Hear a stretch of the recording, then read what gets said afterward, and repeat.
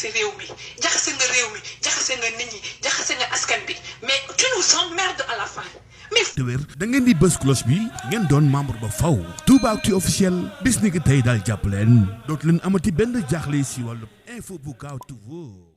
Ne nous emmerde pas. Il n'y a que des gens dignes et nobles dans les cimetières. Tu nous emmerdes à la fin. Ça fait 2 ans, chaque jour, tu peux te suicider. Tu rendras un service énorme à l'humanité. Tu nous emmerdes à la fin. Tous les jours, les gens meurent dans ce pays. Nous sommes dans le cimetière. Sama papa gagne na, sama rak gagne na, sama mbokk gagne na, fi dëkk bi ñëpp gagne le. Gënoo fi kenn.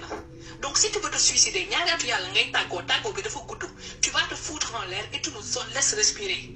Yow saa yoo bëggee xaalis bëgg coow bëgg dokkaat indiwaat coow na ci réew mi rek nga naan damay xaru lakk sa mat laa woo ay journaliste ba extérieur naan leen dañ maa lakkat dañ maa ni di fen ngaa fen ba jaxase réew mi jaxase nga nit ñi jaxase nga askan bi mais tu nous emmerdes à la fin mais fous-toi en l'air et rends-nous un service républicain merde tu nous emmerdes xaruwoo dangay fen saa yoo bëggee xaalis pendant 2 ans chaque mois damay xaru gis nga ñi ñoo yambar dañu la waroon rey benn yoon noppal ñëpp et on rendrait un service à ce pays tu peux divulguer nag cet audio je m'en bats les couilles tu m'emmerdes à la fin seet siwuma la boo lakkoon ba ñu lay suul sax jaale siwuma la dégg nga